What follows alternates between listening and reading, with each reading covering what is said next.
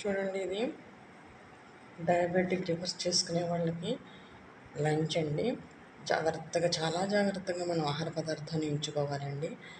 కొంచెం కార్బోహైడ్రేట్స్ ఎక్కువైనా సరే షుగర్ లెవెల్స్ పెరిగిపోతాయి. కాబట్టి కార్బోహైడ్రేట్స్ తక్కువగా ఉండేట్లు, మిగతా న్యూట్రియంట్స్, కొలెస్ట్రాల్, ప్రోటీన్స్ ఎక్కువగా ఉండేటట్లు మనం ఆహారం తీసుకోవాలండి. చూడండి, ఇది ఎలా ఉన్న ఆహారం చూడండి. 2 కోడిగుడ్లు ప్రోటీన్స్ ఉంటాయి. క్యారెట్, కీర, ఆనియన్ మైక్రో న్యూట్రియంట్స్ ఉంటాయి.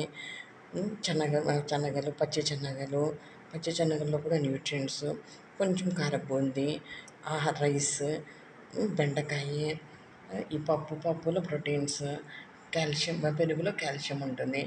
ఇలాంటి ఆహారం మీరు లంచ్లో తీసుకున్నారనుకోండి, మీ డయాబెటిక్ రివర్స్ చేసుకోవచ్చు. జాగ్రత్తగా ఆహార పదార్థాన్ని ఎంచుకొని మీ డయాబెటిక్ని రివర్స్ చేసుకోండి.